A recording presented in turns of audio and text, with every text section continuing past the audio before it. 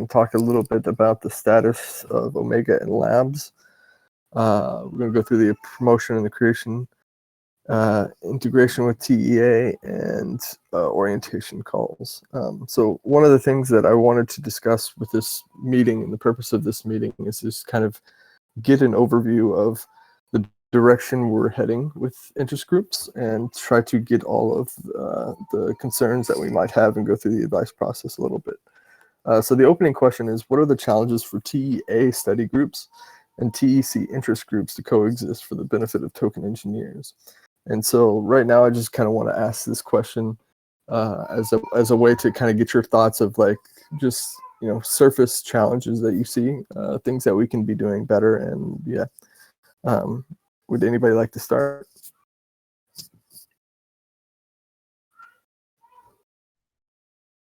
Yeah, sure, I can take it. Yeah, it's a good question. At least I've never been much in like the study groups, but at least my understanding is that the study groups are more focused on the actual curriculum from the academic courses, and the interest groups, it's way more broad, right? And I feel that one of my first impressions that people might have is that, oh well, these are like similar things, right? Or it could cause certain friction by having the two existing. But no, I think there has to be a way in which we can actually make them work together, right? I still don't see how that would look like. I read Lee's comment on the chat, asking, you know, about which should be like the actual space for people to gather. It should be here, it should be the academy. So, you know, those more like technical questions, I think they need to be more thought of and answered, because I'm not sure how would that look like, but definitely there has to be some collaboration, some communication between the two groups, I would say. I'll pass it to J. Henny Art. Are you there? Yeah, I'm here. For me, this is like, I've only joined the Discord maybe like 2 days ago, so everything's kind of fresh for me. So I'm just still finding my way around the server. So I did kind of come across a few study group channels, but I haven't been able to actually like dive into it and have an experience. So I can't even really give like I can't even give like an opinion on it, because I haven't been immersed in it for me to say this is wrong, this is right, and this is how I feel. If that makes sense. No, it definitely does. And welcome to the TEC and your TE journey. And would you like to take this time to kind of introduce yourself and say, hey, you know, this is what I'm about, this is what I do? Yeah, definitely. So my name's Joseph, aka J Henny, or Mr. Prosthetic. So basically, I came into Web3 as an artist, and the whole of 2020, 2021, and most of 2022, I was primarily just an artist and also like a documenter of the space. So I've written a lot of guides for how NFT artists can onboard into Web3, whether it's marketing, virtual reality platform, marketing, virtual reality platform, security, smart contracts, and so forth. And then late last year, I started to get into tokenomics and learning more about tokenomics, because I really do find that interesting. And I think artists can even take advantage if they do know how to, you know, if they're more knowledgeable about tokenomics. And so through my studying, I managed to sign up to a bounty for the Afrofuture DAO, where I help them come up with incentives aligned with tokenomics and things like that. And reading like a whole lot of Medium articles and Substack articles, and listening to podcasts. And then someone brought me into someone gave me the link for this DAO. And so and I joined it 2 days ago, and I'm just like, you know, trying to get my head around where I can contribute. And the study groups definitely sounds like something I would like to take part of, depending on obviously what they're studying and what they're focusing on. And so that's kind of how I got here today. Well, yeah, it's really nice to meet you, Joseph, and Jay Hiniart, we'll call you. Welcome to the TEC and the TE Academy server. I'm sure you've already seen. If you have any questions at all throughout your entire process or just learning about stuff, any one of us here in this call right now, if you want to DM us at any point, ask us questions, feel free to do so. We can also reach out to you and kind of onboard you to what the TEC is all about and get you integrated as much as possible. So thanks you for being here. No problem. Thank you. Yeah, I'll definitely be DMing one of you guys because I definitely want to, take part in some of the study groups and contribute the knowledge I have and even learn more, and things like that. And also listen to one of the Twitter Spaces that the DAO had, I think, late last year about people doing research into like different DAOs and their tokenomics and presenting things like that. So that's the type of thing I'll definitely be interested in. But yeah, I don't want to talk off and hold up most of your time. So yeah, just skip past me. No, I mean that's what this is all about, and so I'm glad you're here. If you have an interest in the interest groups afterwards, talk to me and we can talk about creating one if you're interested in a certain topic within tokenomics. So I'll pass this over to Gideon though for the opening question as well. Yeah, thanks, Nate, and welcome, Joseph. It's really nice to have you here. And feel free to drop a note with some links to your writing too. Love to see that. It's always good to have good writers around. So especially people who can do documentation work. So anyway, welcome. It's really nice to have you here. So the question is, the challenges is it really like differentiating? Is that what you're talking about? Differentiating the study groups and the interest groups, Nate? Yeah. Honestly, it's just kind of the obstacles and challenges that might be coming. Whether it be like conflict with TEA or the study groups themselves, or how do we differentiate? Yeah. So along those lines. Yeah. So this plays into the bigger question of how these two entities can start to work more closely, which is going to be a big topic over the next 6 months. We're starting to pull together some plans around that.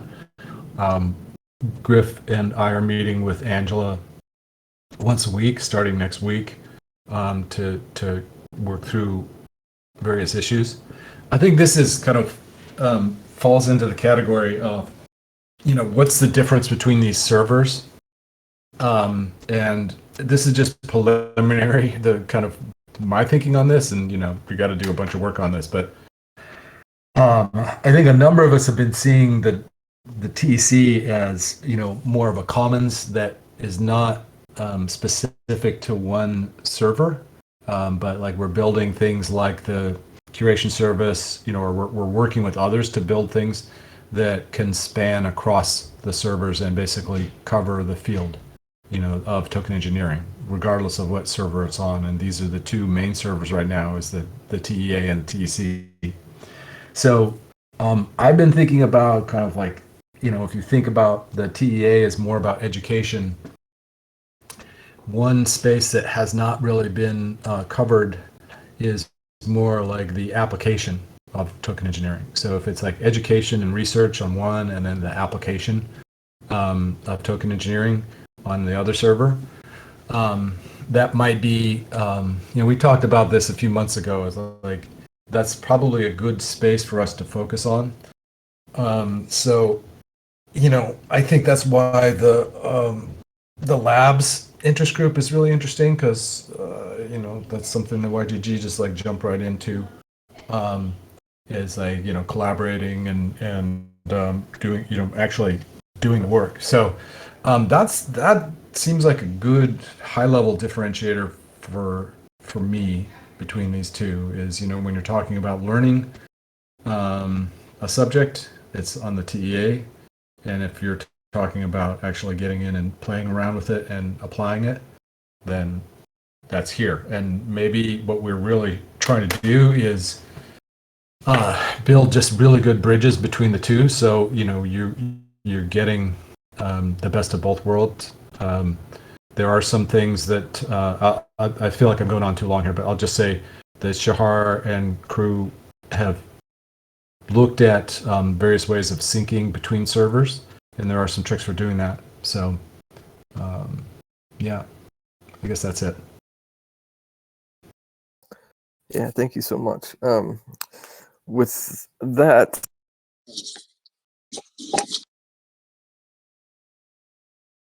it's because the status of Omega and Labs is something that was of concern to me. Not because of what they are. I think they've been around longer than interest groups have been around, and so one of the things that I had considered was, do we keep Labs and Omega as these internal groups that have been operating for a while and not consider them interest groups, or do we encourage them to create an interest group out of that? I say this in terms of having these specific TE topics as interest groups, and where we can kind of aggregate people around a particular niche or interest. Labs is kind of a general, and so is Omega. People don't really know what it is. And, I look at Labs and I say, okay, they want to, apply things, build things, experiment with things. Do we really consider this an interest group? And so I just want to kind of hear your thoughts around the distinction between these two groups that have been around and have been meeting, independently of the initiatives here in the TEC. Do we maintain that and consider them not interest groups, or do we want to try to bring them into the fold of the administrative aspects of the interest groups? And I'll just pass it around as a round table, so I'll throw it to you,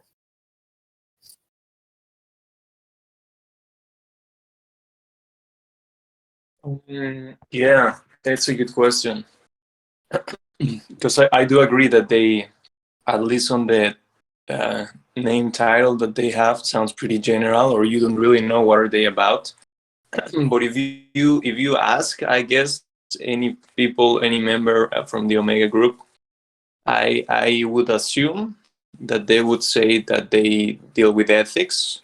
And I think they have another word that I forgot, but related with ethics. So I don't know if, as a rule for interest groups, should we require them to have as a name for the group something more descriptive, or can it be anything, like in this case Omega, right?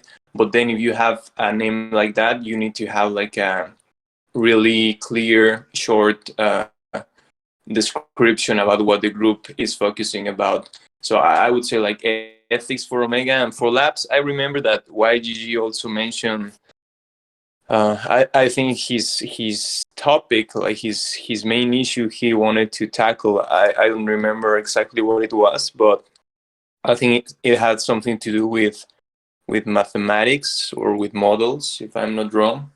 Mathematic models, I think. So if the name of the interest groups is Labs, well, that's okay.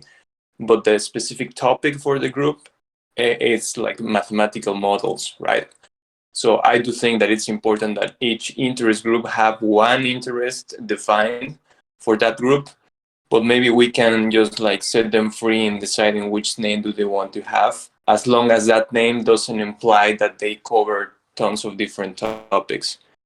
It's a tricky question, yeah, and I would really be really curious to know what they think, right? Like what YGG, why Solcista and the Omega people think, but that's like my first impressions.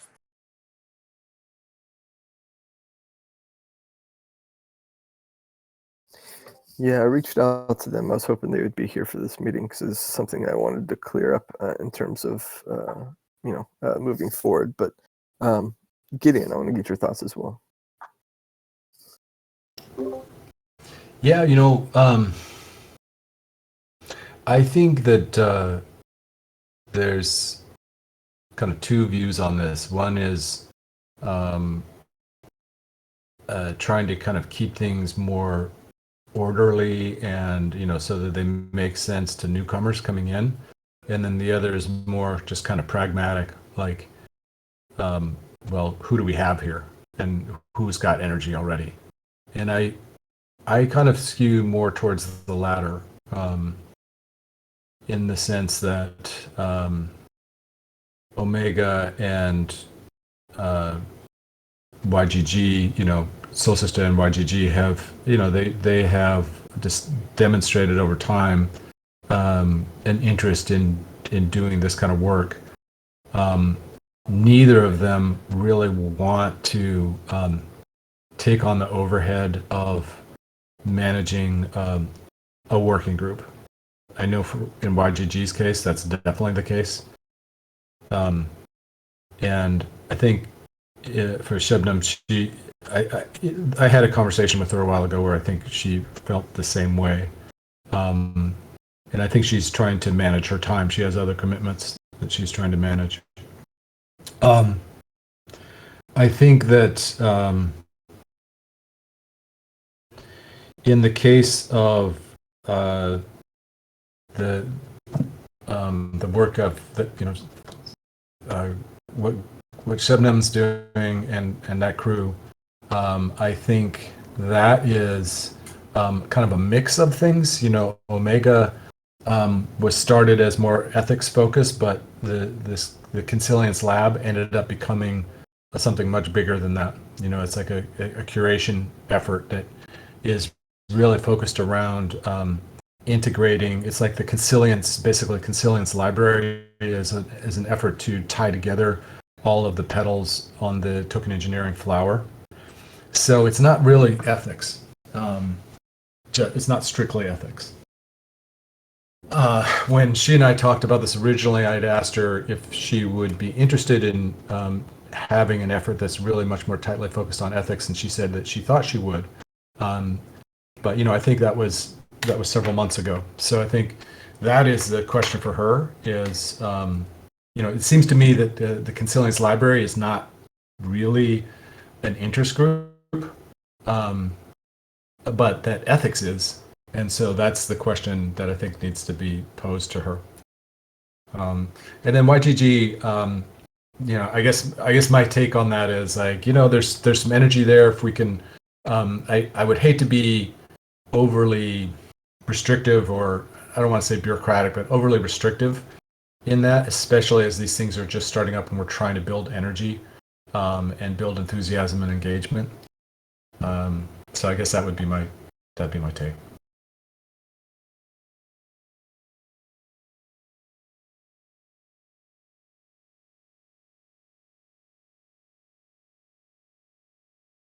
Yeah, I agree. It's one of those things where I'm like, I think the identity of labs is really interesting, because I think what he proposed, like he's kind of wanting to get, into the details of building, and perhaps with people who are token engineering inclined. And I think that's a really important aspect of this that goes beyond interest groups and perhaps could be a separate program altogether.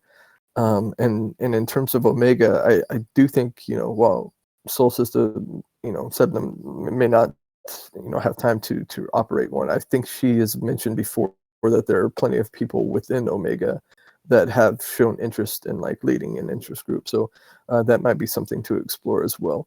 But from what I'm getting from both of you is that we kind of let these two groups exist how they want to exist and try to see if we can develop interest groups from within.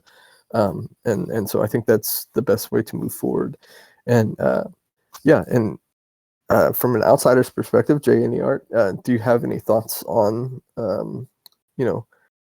interest groups that you've seen so far?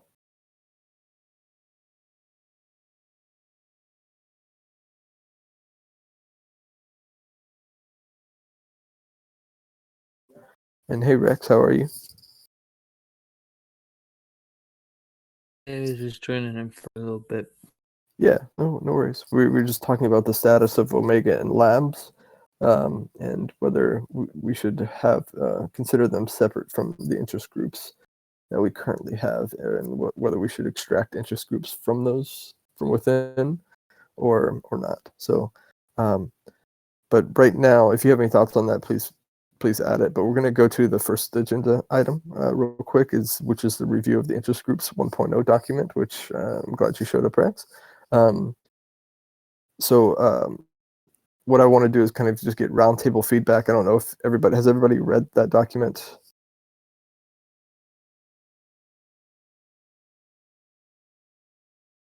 Yeah, so we're going to go ahead and just go through it a little bit and just kind of get some feedback on it, because there's some aspects of it I've gotten some notes that I responded to, but I think this boils down to two big things. The building arounds are the big token engineering digital conference. That is the big first obstacle to get consensus on. I think we've mentioned it several times throughout the past couple months, but we haven't really had any traction on actually moving forward with it or committing to it. And that's something that I think we should do, because I do think it is a good form, a good structure for interest groups to be built around, and provides a lot of really cool incentives for people to participate in interest groups. And as I said before, like I do see these interest groups beyond this initial year becoming these little short-lived research groups where people from the TE Academy can say, hey, I went through this curriculum, I learned a lot about token engineering, now I want to apply this to contribute to the TE field in some form of research capacity or application capacity. And I think that's where I'm at in my thought, but I do want to get feedback from people on this document. So can we start with you, Gideon? Nate, I'm sorry, because I just got back yesterday. I got back in, so no worries. I have not read it. I'm kind of, as we're going, I'm skimming right now, so I'll pass to maybe Bear. Yeah, sounds good.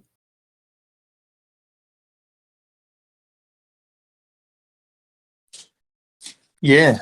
I did got the chance to read it.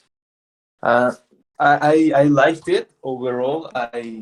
I think there were just some points where I commented a couple of things. If I remember right, I think it was more like on this idea of the cadence for the seasons for interest groups. How often should they be, and if we would allow certain flexibility for groups to be formed at any time throughout the year, or should we have like a specific dates? And also related, I don't know if I wrote down that, but this idea of having interest groups work towards the conference, I think it's an interesting idea, but I don't think it should probably be taken as a requirement or as an obligation for the interest group, but more as an option that they have, right? They can, and I think you mentioned that, Nate, on the document. I'm not quite sure, but yeah, and trying to echo what Gideon just mentioned a little earlier today about not being restrictive, at least on this initial stage for interest groups. So I think as less requirements that we have will be better for this initial stage. And the other point, I think it had to do with the leads for the interest groups. I think that's another really interesting aspect that I thought about, that like when we had the working groups, we had like a steward for them, and sometimes kind of like the whole group took the direction that the steward wanted. So these groups became kind of like one person guided or led in a way, in terms of initiatives and in terms of actions in general. So just trying to think about a way in which we can prevent that from happening. And on the contrary, yeah, I think Omega could be an interesting group, an interesting case, right? Like having different type of leaders carrying different types initiatives within an interest group. I think that's something that I would like to see, right? And not just like restricted, make it restrictive to what the initializer or to the founder of the interest group wants, but to open it up to what other people want.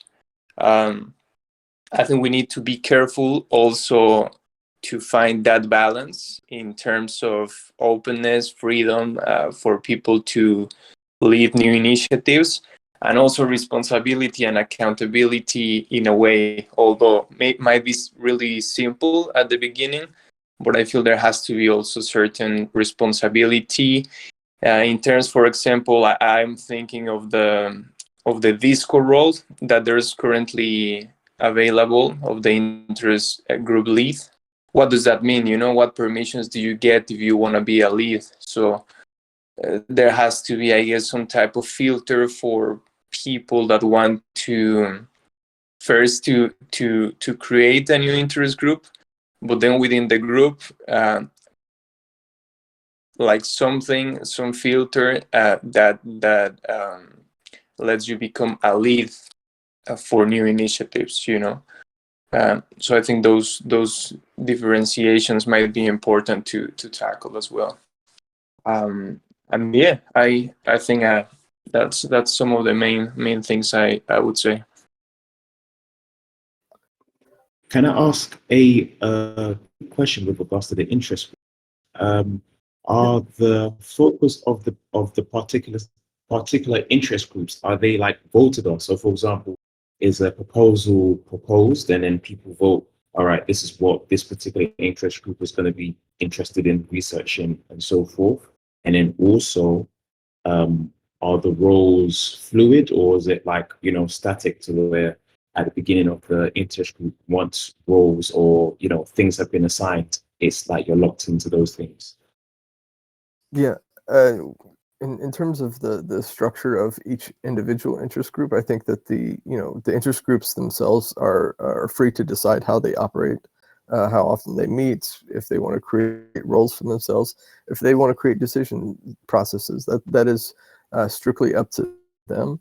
I think that at the end of the day, what we want to have is three main things. This kind of literature review where we share information.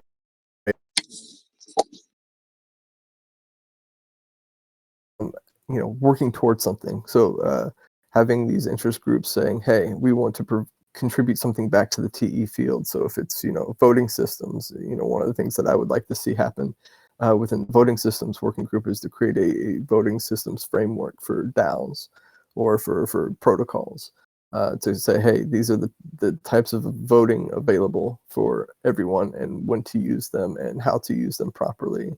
And here are some repositories where you can actually see them being put into practice. I think this is something that can be given back to the TE field and help push TE knowledge further within the industry. And so I think if each individual interest group wants to do something along those lines, they're free to do that. If they do not want to, they don't have to do that. At the end of the day, I think it's just about aggregating people around a particular topic and really getting down to the nitty-gritty and saying, hey, let's see what we can do in terms of furthering knowledge in the space. Thanks for that. Definitely understood. Definitely understood. Yeah, no problem. And I will pass it over to Rex. I know you had some thoughts as well. Oh, Rex left. Okay. Okay, Giddy, and I'll throw it back to you. Yeah. Thanks. I was just typing these up, but in the spirit of like not being overly restrictive, I'm concerned about the time limits, like the time constraint factor on here. Like, if we really did have, let's say we had some people who were really passionate about a particular topic, but they didn't know about interest groups, or they didn't know, for whatever reason, and they showed up in like, March or April, let's say like DeFi safety, or a tokenomics group or whoever. Would we really say like, hey, sorry, you got to wait 9 months to form an interest group? Maybe that's not what you're saying, but if that is what we're proposing here, it seems like that seems a little bit dangerous, because it seems like it could really rob the momentum and interest of people. And I think if we were to wait 9 months, we'd probably lose them. So that's one comment. Maybe I'll just stop there on that one. Yeah. So the big thing here, and I took this from my observations from the study groups at the TEA, is that we have these groups that meet weekly. They do their studying. They to maintain that for both the people who are willing to actually volunteer and say, I want to lead a study group, or in our case, an interest group, to have this, kind of undefined time limit. I really do think the finite aspect of it is really important, because people either get fatigued or they just run their course of exploration. So if I'm exploring something and we've already covered this and a new person joins in, that's fine. But having to go back over that with them is really tough. And so I think organizing it with these finite time periods is really important. And perhaps, not having, restrictions on when you can create one is something that we should avoid. I'm slowly coming around to that, where it's like, the idea was to build this around the conference and give each of the interest groups the opportunity to say, hey, I would like to present what we've been working on at this conference, as a kind of an incentive for people to start to participate, to create a name for themselves, to really get immersed into the space. I think would be a really cool incentive to have. But yeah, I do agree that having somebody who comes in a month before the conference and wants to create an interest group, and they're very passionate, I would think that would be devastating to turn them away from having it. And perhaps maybe they just wouldn't participate in the conference, but they could maintain that interest group. But I guess at the end of the day, it's about debating whether, do we have this finite time period? Is it beneficial for people to say, hey, I spent 4 months in this interest group and it ended, and now a new set of interest groups. What else can I explore? What other areas can I start one myself? I think that's really beneficial. But it's finding that balance between those two things, as Bear noted. So yeah, I would like to get your feedback on that, because I do think that is really important. Yeah, so that was my second comment, was just about cutting off an interest group if it were really still active. Would we ever, let's say there were a group of people who were just like, like every day we had 10, 20 people in there just talking and stuff like that. Would we ever really shut it down and say, sorry, it's been a year, or been 3 months, or whatever it is, like, sorry, we have to shut this down? I just think in practice we probably wouldn't do it. It'd be like, oh God, that seems not right. So, but I think I do think that what you're getting at, there's something important about it. Like, there's going to be people who have like an interesting idea, they're really excited and they throw a lot of enthusiasm in it, and then boom, like 3 months later it's just dead, right? Or maybe it never takes off or whatever. So I think this is something that I'd mentioned to Rex a while ago. Like, maybe we have a section of our server that's just like a hibernation section, where we can move stuff before it gets deleted, and maybe it stays in hibernation for a year or whatever, and then ultimately gets deleted. But like, you can, if you're in an interest group and it just like naturally loses its momentum, then you as the interest group coordinator, Nate, you're like, what, I'm going to talk to these people, and if if like there's just not any activity on it, and I've spoken to the person and they're just not responding, and blah blah, whatever the criteria are, you're like, okay, we're going to move this into hibernation mode.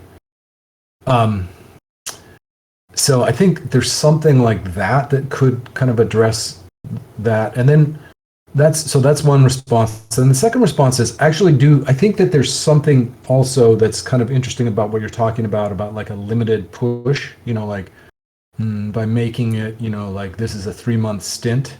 You're going to be here for 3 months, and we're going to do a push that's 3 months, and at the end of that, you get maybe a POAP, or I don't know, like some badge or something like that, or but it's not like an ongoing commitment. There's something that's kind of interesting about that. But maybe there's some way of like, doing that by seasons, and then saying, if you want to renew, if you're the lead of an interest group, like it's just very easy. You just notify Nate or whoever's running the coordinating interest groups, and you just say, hey, we want to keep this, we want to renew. Because I just don't think in practice we would kill one that was really active. That's my sense. Yeah, I think that I did mention like in there because the idea was that if they wanted to keep it going, there was also the possibility of the renewal aspect of it. It's just it depends. It all depends on how they organize themselves, and so I guess this is one of those things: is do we monitor it?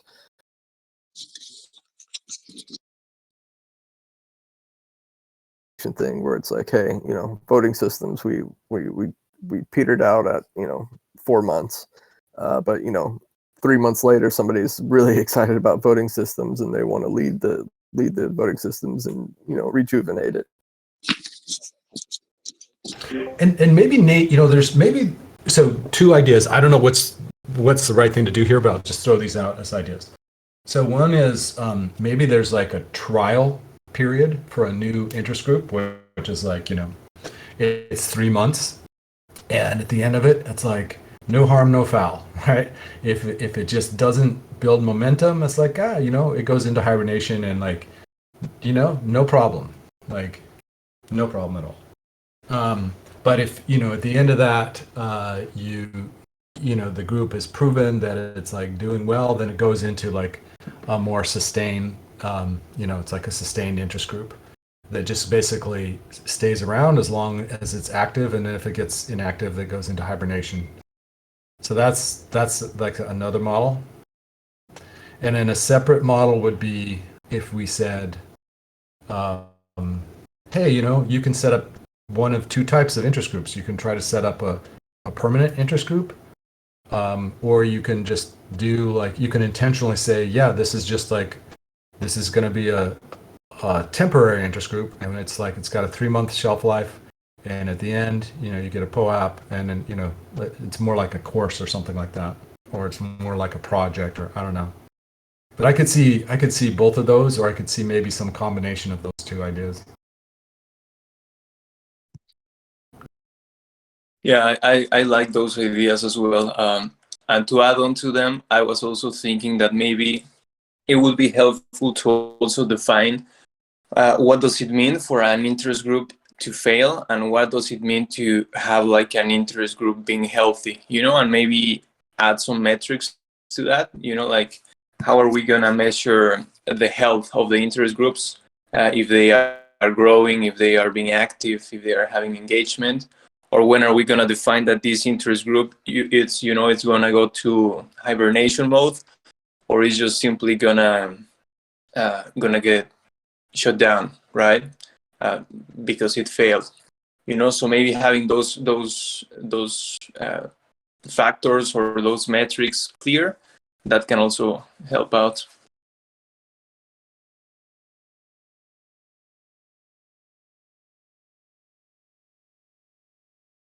Yeah, thank you for that. I really appreciate that. I think those are all really good ideas. Yeah, and I'll look to implement them as well.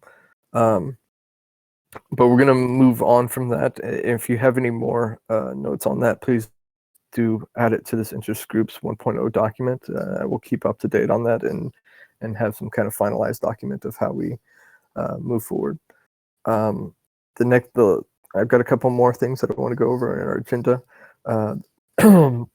The promotion of interest group creation and engagement with the TEA.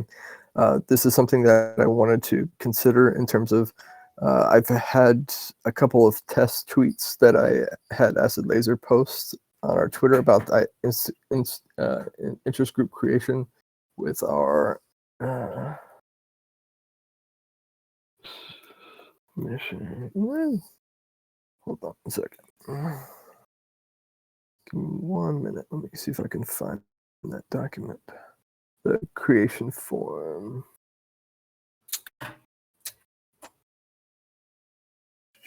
One moment. This one here. So, and this is posted, and in terms of engagement with the external community, is Twitter something that we want to do, and should we be doing more in terms of getting interest groups created? And the other aspect of this is whether we should be engaging the study groups. And if we do engage with study groups, is there a way we can do that without, stepping on the toes or getting approval from TEA to start to build around this? So I just wanted to get your thoughts on that.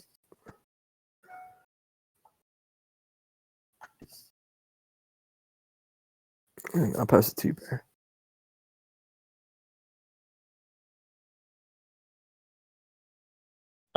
So just to be clear, are you asking like the best way to promote like the creation of interest groups within the academy? Is that it? Yeah, both the academy and outside of the academy, because right now I think that I want to have this interest group creation process kind of just open. Right. Okay. Yeah. I think that. Yeah, I think in terms of the academy, it would be really nice, just to talk with Angela and come to an agreement in a way in which we could go into that server and maybe promote interest groups and just like try to make people want to create one for their own and join the TEC server. I don't think why would be that a bad idea for them. I think we could do that. But in terms of Twitter, yeah, I think that would be really, really good to make this part of the overall communication strategy that we should have in a way, and try to make ideas as open and as fun. Probably, I think that should be an important component to make it really attractive for people in Twitter to look at the tweet, this particular tweet, and really see something where they would like to be part of. So I don't know, like getting creative in the actual design of the message and the narrative that we start using for the creation of the interest groups. I think that would be important, and maybe something that could help with that is talking about all of these ideas that we're discussing, more in the medium long term, where the interest groups we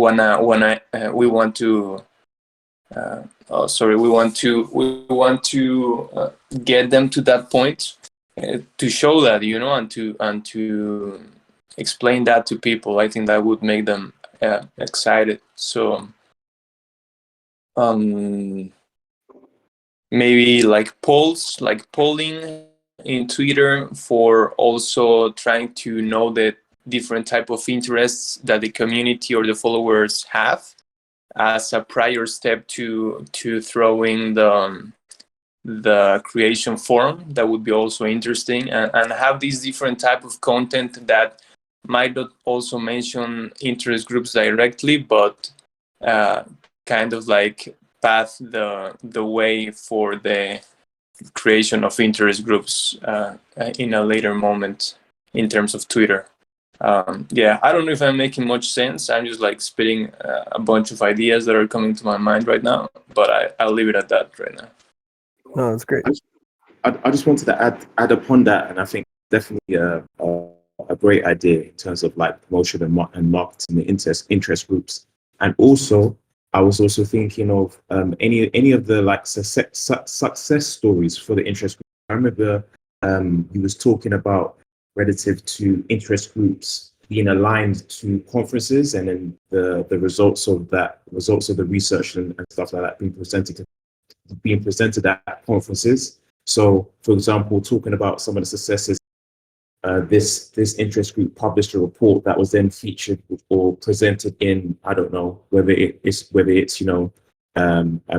particular famous conference, and them and the people in the interest group getting, I don't know whether they got jobs, or whether they went on to, whether their research was then implemented into different DAOs, mechanisms, or whatever the case is. And I think that would help draw attention to newcomers coming into the space that really want to learn more about tokenomics. And also, let's say for example, someone like myself can ask the simple, it's kind of like a simple-minded question, but what's the research for? Why are we doing the research? Yeah, everyone loves to research about tokenomics, but what's the end goal? And so if you can kind of show the end goal to the interest groups and the research to be like, okay, at the end of this, this is what's created, and this is what some of the success that people have had using this interest groups, then I think that will be a big like motivation for people to carry on being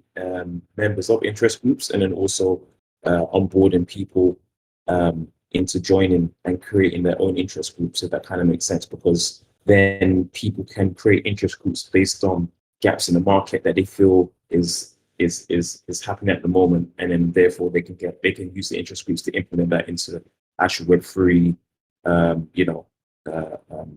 projects or so forth like that.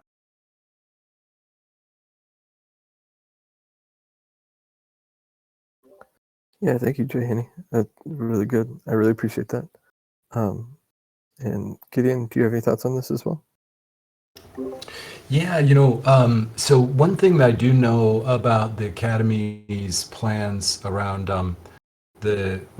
social computational choice, or computational social choice, I can't remember what the name of that course is, but this is one where I know Angela was planning to do some experiments with charging for it.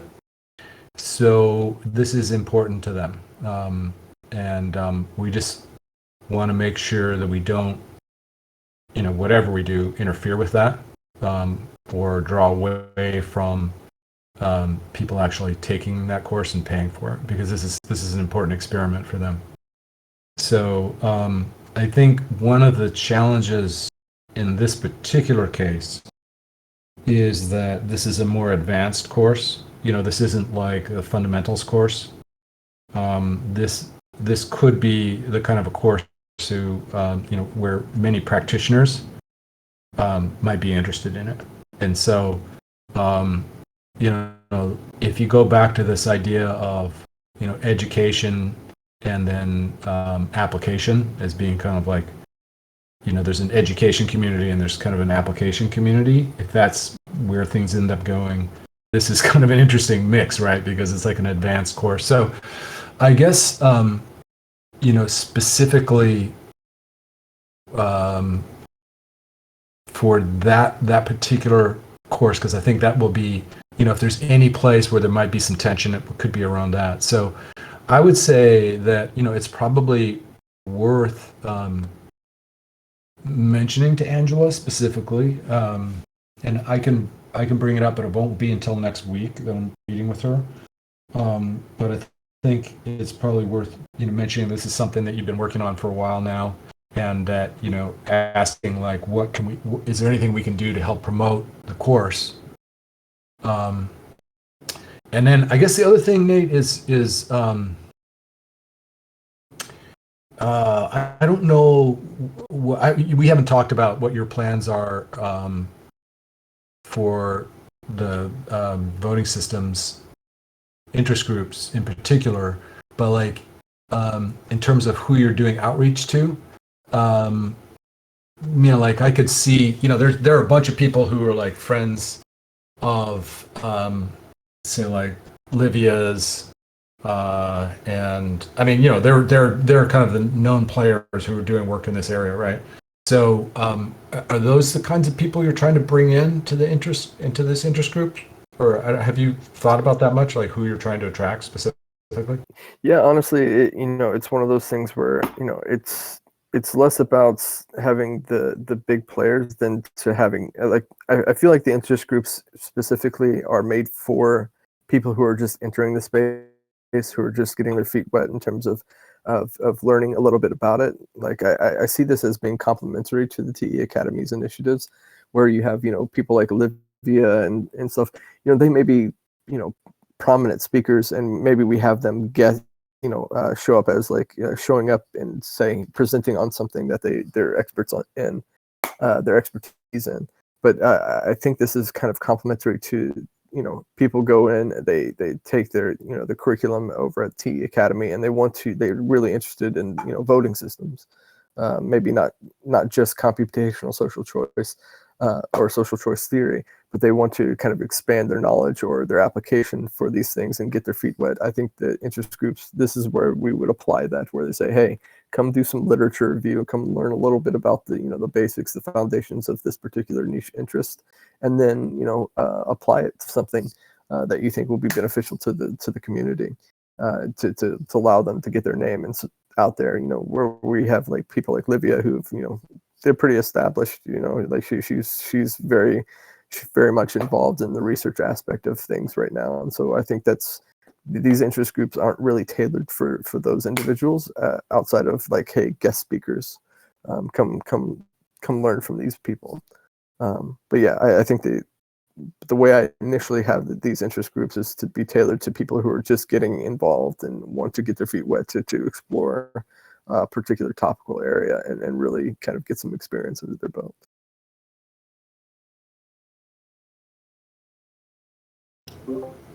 Yeah. I mean, yeah, this is going to be one of the areas where we're going to have to like do some experimenting, I think, because like TE Labs, like where it's really about doing, like getting your hands dirty and like actually doing stuff. And I think even like, Rex, the stuff you're doing with the data stuff is kind of like hands-on kind of, experimenting and stuff like that. And Nate, you're kind of experimenting with something that's maybe a little bit more like awareness building and some basic education. So that one, there's like more touch points with the Academy. So, I think as long as we're just communicating with Angela and the rest of the crew there, and collaborating, especially right now as we're trying to figure out this relationship, I think, yeah, for sure. And so in terms of the rest of the agenda here that we're not going to be able to get to today because of time constraints, meeting interest groups where they are. This is something that I've been thinking about, where do we have to have the interest groups here in our Discord, or can we go to the CAD community and say, hey, do you want to create an interest group where myself or a TEC coordinator or interest group coordinator can help facilitate and the creation of interest groups where they're currently at in their communities, and somehow tie them into the broader interest group community that exists within the TEC. And then the last one is the interest group orientation calls, which I'll have with people who are wanting to develop, create their own interest groups. We'll start to have that every Friday. And go through what we expect, some of the expectations which were outlined in the Interest Groups 1.0 document. And then the last thing that I want everybody to keep their thoughts on, because I'm going to have probably 2 more of these meetings at minimum before we really start getting into to just the implementation of everything, is that of the conference, the T Digital Conference. This is something that is much bigger and will take a significant amount of time to develop and to organize, and something that we want the TEA to be significantly a part of. And so this is going to be a much larger initiative, but as long as we have consensus that this is something that we're interested in doing, I want everybody to just kind of keep those 3 topics in mind. So the token engineering digital conference, the interest group orientation calls, and figuring out how to meet people where they are in terms of creating interest groups. So those are the last things that are on my mind right now that I will create a document for that we can get back to or pick up next week. So with that being said, I want to thank everybody for their input on this call today, and we'll be back next week. And yeah, thank you so much. Thanks, Nate. Thank you, Nate. Thank you, everyone. See you, everybody. Bye, everybody.